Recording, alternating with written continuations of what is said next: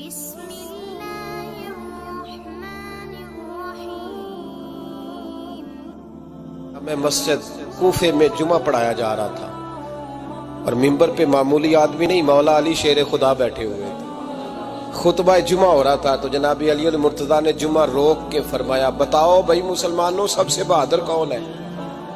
بتاؤ۔ لوگوں نے کہا حضور آپ ہی سب سے بہادر ہے، زمانہ جانتا ہے۔ تو جناب علی رو پڑے، فرمانے لگے نہیں، میں تمہیں بتاتا ہوں بہادر کون ہے، میں بتاتا ہوں کون ہے۔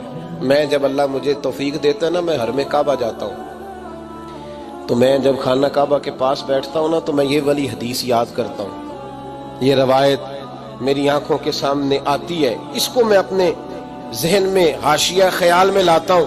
جناب علی المرتضیٰ فرمانے لگے میں بتاتا ہوں بہادر کون ہے۔ جناب کون ہے؟ فرمانے لگے ایک دن ایسا بھی آیا کہ مکے کے سارے سردار کٹھے ہو کے محبوب پاک پہ حملہ کرنے لگے، حضور کو گرا لیا نبی پر۔ میٹھائی کھانا صرف سنت نہیں، پتھر کھانا بھی سنت ہے، صرف حلوہ کھانا سنت نہیں، پتھر کھانا بھی اس سنت کو بھی ادا کرنا۔ کہتے ہیں تھوڑے سے میٹھے چاول بھی کھا لو، کھانے کے ساتھ سنت ہے۔ میں نے کہا بھائی کبھی کبھی پتھر کھانا بھی سنت ہے، اس پر بھی توجہ کریں، اس کا بھی تھوڑا خیال فرمائیں۔ کہتے ہیں حضرت علی کے کفار مکہ نے نبی پاک صلی اللہ علیہ وسلم کو گرا لیا اور معاذ اللہ تشدد کرنے لگے۔ فرماتے ہیں کوئی زور زور سے پکار رہا تھا، میرے کانوں میں آواز آئی جب میں گھر میں تھا، کوئی زور زور سے پکار رہا تھا، اور وہ کیا کہہ رہا تھا؟ کوئی ابو بکر کو خبر کرو، کوئی صدیق اکبر کو بتاؤ کہ قریش مکہ محبوب علیہ السلام کو تکلیف دے رہے ہیں، بتاؤ۔ حضرت علی کہتے ہیں جب تک میں باہر نکلا تو میں نے ابو بکر کو دوڑتے ہوئے دیکھا، صدیق اکبر کے پیروں میں جوتا کوئی نہیں، سر پہ ٹوپی کوئی نہیں، تینوں لب دیاں آپ گواچے، سانو اپنی خبر نہیں کوئی۔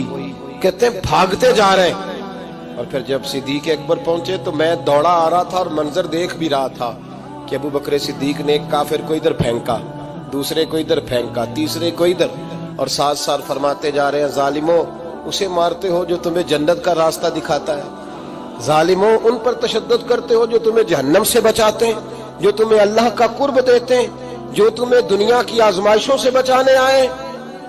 کہتے ہیں جب جناب صدیق اکبر نے دیکھا کہ پیچھے نہیں ہٹ رہے، بڑا مشکل کام نہیں کسی کے حصے کی مار کھانا، دین کا نام لے کے اپنا قد اونچا کرنا بڑا آسان ہے، لیکن 4 اینٹیں اٹھا کے کسی مسجد میں لگانی پڑ جائیں تو لوگوں کی شان میں کمی آتی ہے معاذ اللہ۔ جناب ابو بکر صدیق رضی اللہ تعالیٰ عنہ حضور کے اوپر لیٹ گئے، اور مولا علی فرماتے ہیں نبی پاک کے حصے کی ساری مار ابو بکر صدیق نے کھائی، اور اتنی مار کھائی کہ بے ہوش ہو گئے۔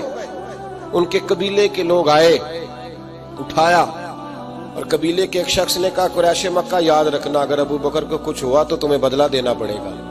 لے گئے۔ ان کی اماں کہتی ہیں ساری رات میں اپنے بیٹے کے زخم دھوتی رہی اور میں روتی رہی، ساری رات میں پٹیاں کرتی رہی اور میں پریشان رہی۔